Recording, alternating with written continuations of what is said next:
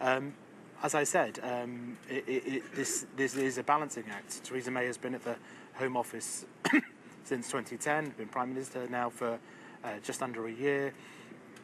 She will feel, and I'm sure she will argue, that the security services have the appropriate resources and powers, but right now I think it's about addressing the situation at hand, the situation that emerged. Here comes the Prime Minister.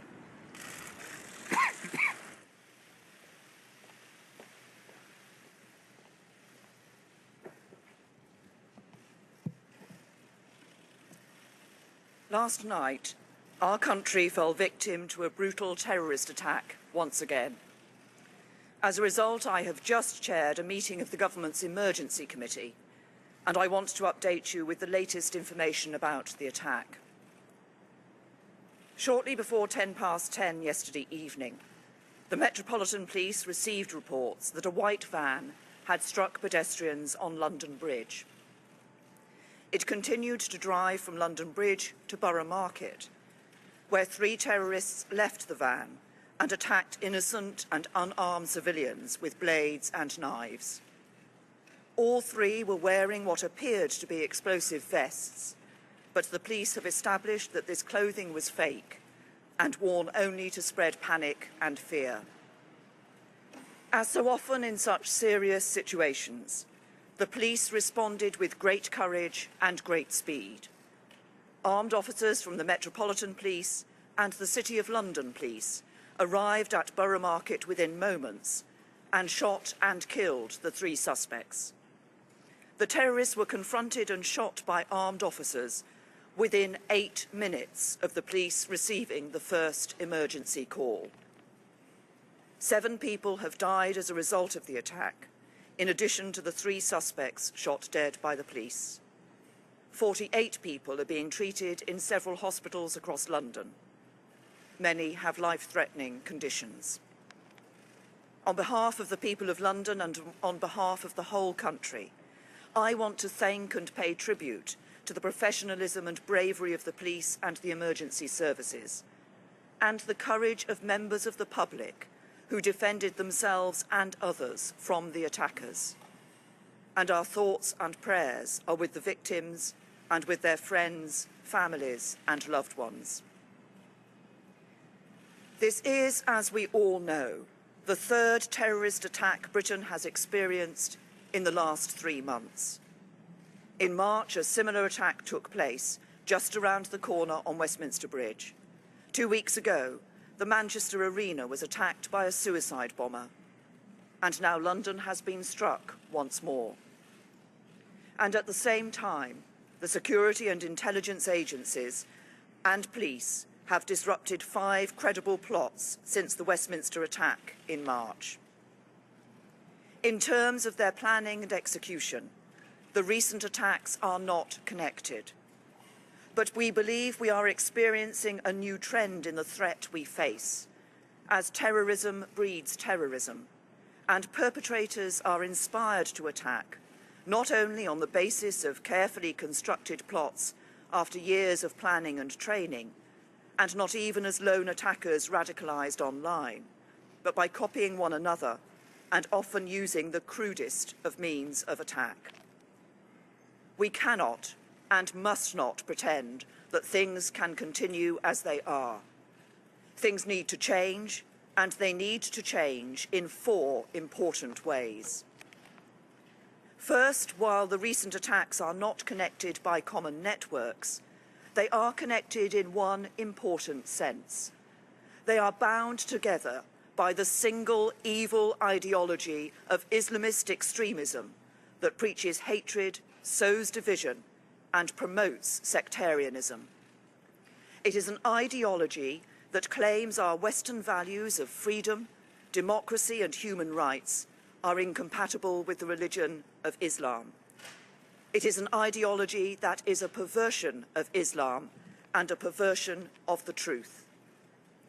Defeating this ideology is one of the great challenges of our time, but it cannot be defeated through military intervention alone. It will not be defeated through the maintenance of a permanent defensive counter-terrorism operation, however skillful its leaders and practitioners. It will only be defeated when we turn people's minds away from this violence and make them understand that our values, pluralistic British values, are superior to anything offered by the preachers and supporters of hate. Second, we cannot allow this ideology the safe space it needs to breed. Yet that is precisely what the internet and the big companies that provide internet-based services provide. We need to work with allied democratic governments to reach international agreements that regulate cyberspace to prevent the spread of extremist and terrorism planning. And we need to do everything we can at home to reduce the risks of extremism online. Third, while we need to deprive the extremists of their safe spaces online, we must not forget about the safe spaces that continue to exist in the real world. Yes, that means taking military action to destroy ISIS in Iraq and Syria, but it also means taking action here at home. While we have made significant progress in recent years, there is, to be frank, far too much tolerance of extremism in our country. So we need to become far more robust in identifying it and stamping it out across the public sector and across society. That will require some difficult and often embarrassing conversations. But the whole of our country needs to come together to take on this extremism. And we need to live our lives not in a series of separated, segregated communities, but as one truly united kingdom. Fourth, we have a robust counter-terrorism strategy that has proved successful over many years. But as the nature of the threat we face becomes more complex, more fragmented, more hidden, especially online, the strategy needs to keep up. So in light of what we are learning about the changing threat, we need to review Britain's counter-terrorism strategy to make sure the police and security services have all the powers they need.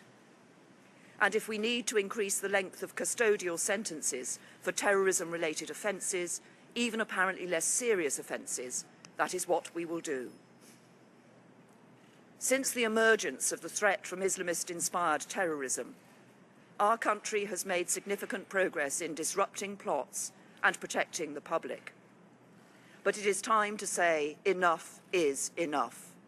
Everybody needs to go about their lives as they normally would. Our society should continue to function in accordance with our values. But when it comes to taking on extremism and terrorism, things need to change. As a mark of respect, the two political parties have suspended our national campaigns for today.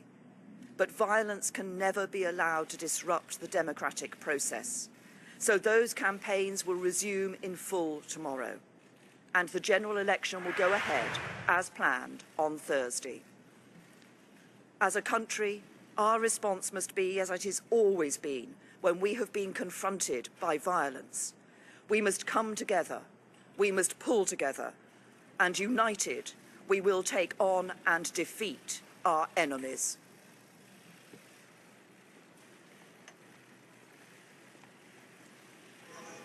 Okay. Speaking outside Downing Street, saying things need to change. Now, we can bring you some breaking news now because we're hearing about a live police operation in Barking. Martin Brunt, our crime correspondent, has the latest. Martin, what can you tell us? I understand there was a very dynamic police raid this morning, which may have begun as early as 7 o'clock. I don't have full details, but it's centred on a block of flats in the Barking area. That block of flats is now taped off by police. Some detail that I was told by somebody who had witnessed something of what had gone on this morning talked about a number of potential suspects being tackled by police. It's not clear whether there have been arrests or how many arrests were made. One witness talked about seeing women wearing burqas as part of a group that police were at the very least talking to, but I'm told that there were a lot of police involved in the raid, and it seems pretty clear that this is connected with the attack last night. And if indeed it is, it would rather suggest that police may well have identified one or more of the attackers from last night, to have moved like this within a few hours, to have gone in a very determined, high-profile way in the community around that block of flats, does suggest that police are making some good progress so far in the investigation in terms of identifying who was involved last night.